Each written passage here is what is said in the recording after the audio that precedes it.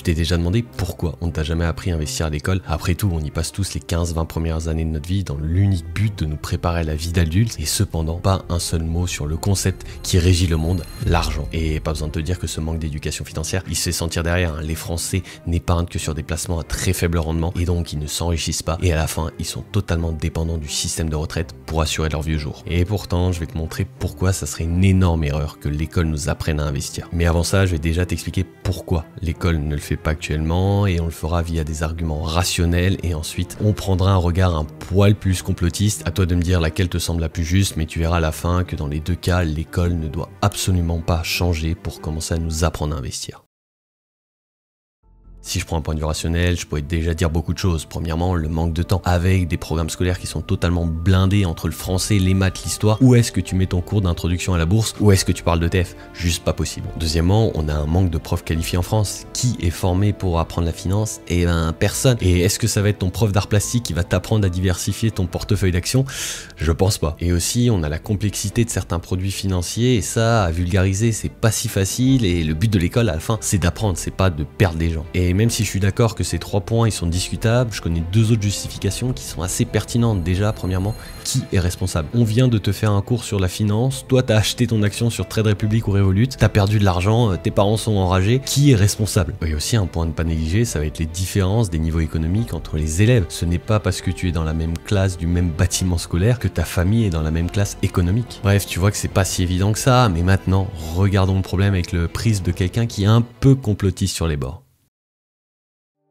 Déjà, ce que l'État y veut, c'est de contrôler la population en formant des citoyens obéissants et pas des investisseurs aguerris. Et c'est pour ça que l'école, elle forme des citoyens dociles qui travaillent, ils consomment et ils payent leurs impôts sans trop poser de questions, parce que si de l'autre côté, on n'avait que des riches qui savaient investir, alors l'État perdrait le contrôle. Et ça permet également d'éviter qu'une partie de la population ne se rebelle et remette en cause le système bancaire. Ce point, il est particulièrement intéressant pour les lobbies bancaires. Eux, ils veulent garder le contrôle intégral de l'argent, ils veulent juste que tu sois à leur merci. Et tout ça, c'est pour en fait protéger les élites financières qui souhaitent que le public reste non informé, parce que investir, c'est un secret de riche, mais par contre, si tout le monde commence à investir, les riches, ils vont perdre leur avance. Et en gros, c'est pour ça que l'école te garde dans l'ignorance, comme ça, on conserve le statu quo actuel et les élites restent confortablement tout en haut. Tu choisis l'explication que tu veux, mais tu vois, le vrai problème, c'est que l'investissement, ce n'est pas une compétence qu'on apprend comme ça. L'investissement, c'est une compétence qu'on va apprendre petit à petit via des expériences de vie. Et c'est pour ça que si t'as 15 ans, qu'on te parle de PEA, d'ETF ou d'intérêt composé, à la fin, t'en auras rien à faire parce que toi, t'as jamais touché un salaire, donc ça n'a pas de sens pour toi. Et ça, c'est exactement comme lorsque des parents d'élèves venaient au collège présenter leur job. Nous, on n'écoutait rien, on se disait juste, c'est génial, il n'y a pas maths, alors que dans la réalité, être attentif à une personne qui te parle de son job et potentiellement éviter des années d'études d'un job qui t'intéresserait pas, que ensuite tu vas devoir faire pendant des décennies,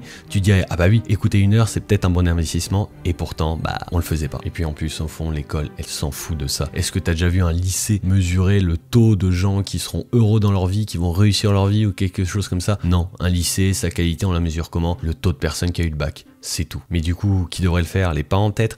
Eh ben, moi je pense pas, et je pense même que ça serait pire. J'ai une bonne anecdote illustrant ça. Je parlais avec ma mère de mes investissements en bourse, et elle, directement, elle m'a dit, mais t'es sûr de ton truc? Ça a l'air risqué. Alors que pourtant, bah, si tu me connais pas, moi, ma stratégie est simple, PEA, ETF. Bref, je retourne la question et je lui demande dans quoi elle investit, et elle me répond, bah, qu'à la fin de l'année, tout l'argent qui reste, elle l'utilise pour acheter des actions de la boîte, parce que, bah, elle a des réducs. Je dis, ouais, c'est génial, mais c'est assez lunaire quand même. Une personne qui va critiquer le MSCI Award où il y a 1500 entreprises, elle, de son côté, elle investit dans une seule et unique entreprise. Et bien sûr, j'ai épaissi le trait, hein. Ma mère, elle a pas toujours fait que ça. Avant, elle a passé des années à rembourser le crédit pour la maison. Mais le point, c'est juste que je veux dire, nos parents, ils peuvent difficilement nous conseiller parce qu'ils n'ont pas vécu dans la même époque que nous. Parce qu'à leur époque, déjà, t'avais un CDI, tu le gardais toute ta vie. La retraite, t'étais sûr que t'en allais avoir une et qu'elle allait être bien payée.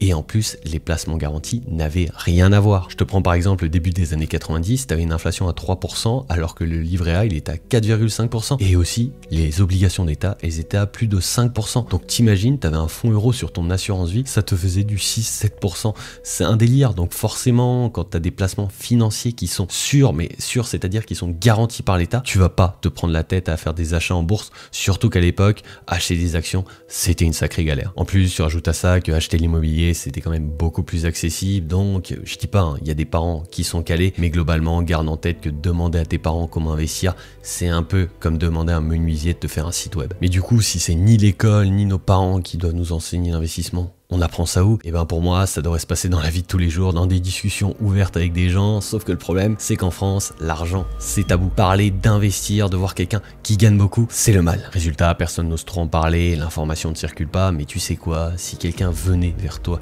et il t'expliquait tout ce qu'il y a à savoir sur l'investissement, à la fin, tu serais quand même celui qui doit faire l'effort final, l'effort d'aller ouvrir un compte, un PEA, un compte titre, une assurance vie et d'acheter des actions, des ETF, des unités de compte ou je ne sais quoi. Parce que tout le monde sait déjà des trucs évidents, qu'il faut pas manger trop gras, trop sucré, trop salé, il faut pas fumer. Et pourtant, est-ce que tout le monde le fait? Absolument pas. Et avec l'argent, c'est pareil, il faut d'abord apprendre à ne plus en avoir peur et ensuite, il faut aller se renseigner, aller chercher les informations qui nous correspondent, qui correspondent à notre style d'investissement et à nos convictions personnelles. Mais tu veux savoir la vérité, c'est que l'école ne t'apprendra pas à investir et c'est une bonne chose parce que devenir libre financièrement, ça ne se passe pas en ayant des bonnes notes au cours d'investissement de Monsieur Gérard. Ce qui te rendra libre financièrement, c'est de créer de la valeur, c'est de résoudre les problèmes pour lesquels les gens sont prêts à payer. Ce n'est pas réciter un cours sur les rois de France ou les différents livrets bancaires. Et pour moi, c'est ça le plus gros problème de l'école. On y passe 20 ans à apprendre des choses par cœur et pourtant, on n'apprend jamais à rien remettre en question. On n'apprend jamais à apprendre. Alors, le plus précieux que tu puisses faire, c'est d'aller te former toi-même, d'être curieux, tester des trucs, te planter et recommencer.